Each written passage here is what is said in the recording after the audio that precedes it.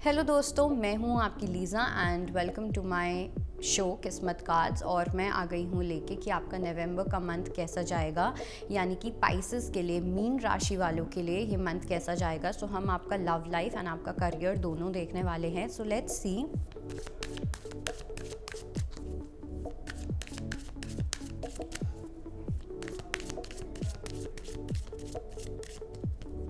So we have healing, we have postponement, we have moment to moment and we have transformation।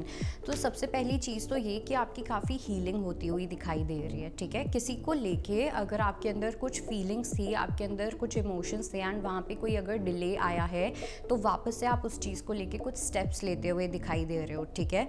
अगर कोई decision को आप delay कर रहे थे, कोई कुछ चीज़ों को अपनी रिलेशनशिप में आप नज़रअंदाज कर रहे थे, चाहे आप रिलेशनशिप में हो या आप सिंगल हो। बिकॉज जो लोग सिंगल हैं वहाँ पे मुझे बहुत स्ट्रॉन्ग एक ऐसा लग रहा है कि ऐसा तो है नहीं कि आप कम्प्लीटली सिंगल हो, ठीक है। कहीं ना कहीं कोई आपकी नज़र में है, कोई आपका क्रश है या कुछ लोग सिचुएशनशिप में हैं, उस टाइप की एनर्जी बहुत स्ट्रॉन्गली मुझे यहाँ पे दिखाई दे रही है, ठीक है।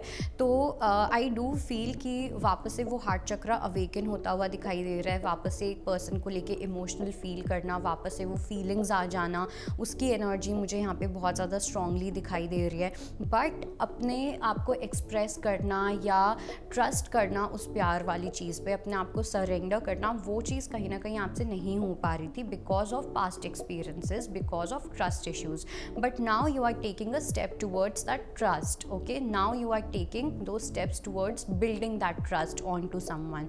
एंड आई डू फील कि आपके साथ ना कुछ एकदम से शॉकिंग या कुछ एकदम से मेजर कुछ होता हुआ दिख रहा है when it comes to your love life in the month of November, जो आपने शायद से एक्सपेक्ट नहीं किया था, ठीक है। हो सकता है कि कोई पर्सन हो, उसको लेके आपको लगता हो कि नहीं यार, इसके साथ तो कभी कुछ नहीं हो सकता या कुछ भी ऐसा, एंड उसी पर्सन के साथ एकदम से चीज़ें चेंज हो जाए। उसी पर्सन के साथ आपको एकदम से कुछ अलग सा फील होने लगे, आप कुछ बीइंग ऑन क्लाउड 999 इस पर्सन को लेके। सो एकदम से कुछ ऐसे ड्रास्टिक चेंज आता हुआ दिख रहा है आपकी लव लाइफ में, ओके।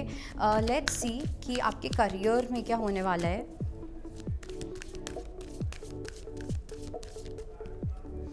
अगेन ट्रांसफॉर्मेशन, यहाँ पे दो ट्रांसफॉर्मेशन के कार्ड्स हैं। हो सकता है कि आप अपने पर्सन से, ये जिस पर्सन की मैं बात कर रही हूँ, ये आपके हो सकता है वर्क लाइफ में हो, ठीक है, आपके करियर में हो। आप इस पर्सन से अपनी वर्क लाइफ के थ्रू मिलो, अपने करियर के थ्रू इस पर्सन से आप मिलो, तो वो चीज़ यहाँ पे मुझे काफ़ी ज़्यादा प्रोमिनेंट दिखाई दे रही है।